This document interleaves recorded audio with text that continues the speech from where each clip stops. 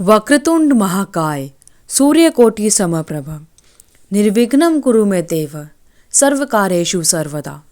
जय श्री गणेश। आप सभी को हमारा नमस्कार। हर महीने 2 गणेश चतुर्थी होती हैं। एक कृष्ण पक्ष में आती है और दूसरी शुक्ल पक्ष में आती है।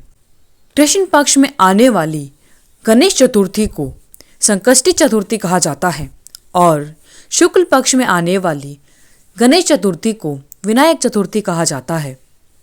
आज 13 मार्च 2024 को यानी फाल्गुन मास की शुक्ल पक्ष की चतुर्थी को विनायक चतुर्थी है। चतुर्थी का दिन भगवान श्री गणेश को समर्पित होता है। कहा जाता है कि भगवान श्री गणेश सभी देवताओं में सबसे पहले पूजे जाने वाले देवता हैं। कोई भी शुभ कार्य हो सबसे पहले भगवान श्री गणेश को पूजा जाता है, क्योंकि उन्हें विघ्नहर्ता कहा जाता है। इसलिए भगवान श्री गणेश जी की पूजा हर महीने शुक्ल पक्ष और कृष्ण पक्ष की चतुर्थी को की जाती है। गणेश चतुर्थी के दिन भगवान श्री गणेश जी की पूजा के साथ साथ व्रत रखने का भी विधान होता है। हर व्रत में व्रत की कथा को सुनना अनिवार्य होता है। तो आइए सुनते हैं विनायक चतुर्थी की व्रत कथा। श्री गणेश चतुर्थी की व्रत कथा के अनुसार एक बार भगवान शिव और माता पार्वती नदी के किनारे बैठे थे। वहां माता पार्वती ने भगवान शिव से कहा कि चलिए क्यों ना समय व्यतीत करने के लिए एक खेल खेला जाए। तब भगवान शिव ने कहा, हाँ चलिए खेलते हैं, लेकिन हम कौन सा खेल खेलेंगे। तब माता पार्वती ने कहा कि हम चौपड़ का खेल खेलेंगे। फिर भगवान शिव भी चौपड़ का खेल खेलने के लिए तैयार हो गए, लेकिन इस खेल में हार जीत का फैसला कौन करेगा। माता पार्वती यह सोचने लगी और फिर उन्होंने भगवान शिव से कहा कि महादेव, हम दोनों खेलेंगे तो हमारे हार जीत का फैसला कौन करेगा। यह प्रश्न उनके समक्ष उठा तो भगवान शिव ने कुछ तिनके इकट्ठे किए और उनका एक पुतला बनाकर उसकी प्राण प्रतिष्ठा कर दी और पुतले से कहा, हम चौपड़ का खेल खेलना चाहते हैं, लेकिन हमारी हार जीत का फैसला नहीं हो पाएगा, इसलिए हमने तुम्हें जन्म दिया है और हमारी हार जीत का फैसला अब तुम्हें ही करना होगा। इसलिए तुम बताना कि हम दोनों में से कौन हारा और कौन जीता। उसके बाद भगवान शिव और माता पार्वती का चौपड़ का खेल शुरू हो गया। यह खेल 3 बार खेला गया और संयोग से तीनों बार माता पार्वती ही जीत गई। खेल खत्म होने के बाद उस बालक से हार जीत का फैसला करने को कहा गया, तो उस बालक ने महादेव को विजयी बताया। यह सुनकर माता पार्वती को बहुत क्रोध आया और उन्होंने क्रोध में बालक को श्राप दे दिया।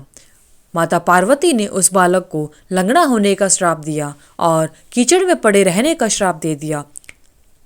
बालक ने माता पार्वती से माफी मांगी, लेकिन माता पार्वती ने उसे माफ नहीं किया। उस बालक ने कहा कि माता, यह सब मुझसे अज्ञानतावश हुआ है, मैं पापी हूँ, मैंने किसी द्वेष भाव में ऐसा नहीं किया। जब उस बालक ने इतनी क्षमा याचना की तो माता पार्वती ने कहा, यहाँ गणेश पूजन के लिए नाग कन्याएं आएंगी, उनके कहे अनुसार तुम भगवान श्री गणेश का व्रत करो, ऐसा करने से तुम मुझे प्राप्त करोगे। यह कहकर माता पार्वती शिव जी के साथ कैलाश पर चली जाती हैं और वह बालक वहीं पर लंगड़ा होकर जीवन व्यतीत करने लगता है। 1 वर्ष के बाद उस जगह पर जहाँ पर वह बालक पड़ा हुआ था, नाग कन्याएं आती हैं। तब नाग कन्याओं से उस बालक ने श्री गणेश जी के व्रत का विधान पूछा। तब उन नाग कन्याओं ने उस बालक को भगवान श्री गणेश जी के व्रत की विधि और सारे विधान अच्छे से समझा दिए। उसके बाद उस बालक ने 21 दिन तक लगातार भगवान श्री विघ्नहर्ता गणेश जी का व्रत किया। तभी भगवान श्री गणेश उस बालक के सामने प्रकट होते हैं और उन्होंने उस बालक से कहा कि मैं तुम्हारी भक्ति और श्रद्धा से प्रसन्न हूँ। तुमने 21 दिन तक मेरा व्रत पूरे सच्चे मन से और श्रद्धा से किया है। अब तुम अपनी इच्छा बताओ, जो तुम मांगोगे वह तुम्हें मिलेगा। उस पर उस बालक ने कहा, हे विनायक, हे भगवान श्री गणेश, मुझ में इतनी शक्ति दीजिए कि मैं अपने पैरों से चलकर अपने माता पिता यानी माता पार्वती और भगवान श्री भोलेनाथ के पास कैलाश पर्वत पर पहुंच सकूं और वे यह देखकर प्रसन्न हो सके तब बालक को वरदान देकर श्री गणेश अंतर्ध्यान हो गए। इसके बाद वह बालक कैलाश पर्वत पर पहुंच गया।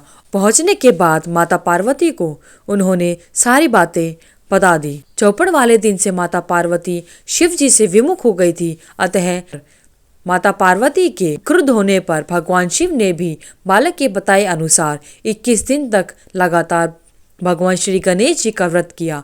इस व्रत के प्रभाव से माता पार्वती के मन से भगवान शिव के लिए जो क्रोध था वह समाप्त हो गया।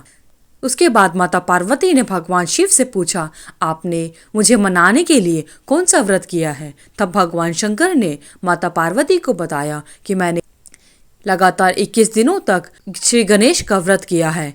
यह सुनकर माता पार्वती के मन में भी अपने पुत्र कार्तिकेय से मिलने की इच्छा जागृत हुई। तब माता पार्वती ने भी 21 दिन तक लगातार श्री गणेश का व्रत करके उनको प्रसन्न किया और दूर्वा फूल और लड्डुओं से श्री गणेश जी का पूजन किया। व्रत के 21वें दिन कार्तिकेय स्वयं माता पार्वती के पास आ गए। उस दिन से श्री गणेश चतुर्थी का यह व्रत समस्त मनोकामनाओं की पूर्ति करने वाला व्रत माना जाता है।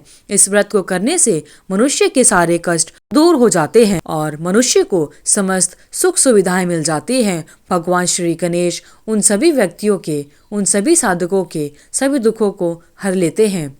तभी भगवान श्री गणेश जी को विघ्नहर्ता कहा जाता है। हे भगवान श्री गणेश, जो भी आपके व्रत को करता है और आपकी व्रत कथा को सुनता है, उन सभी पर अपनी कृपा बनाए रखना। धन्यवाद। अगर आपको वीडियो अच्छी लगी तो वीडियो को लाइक करें, शेयर करें, चैनल को सब्सक्राइब करके बेल आइकन को जरूर प्रेस करें ताकि आगे आने वाली सभी वीडियोस की नोटिफिकेशन आप तक समय से पहुंचती रहे। धन्यवाद।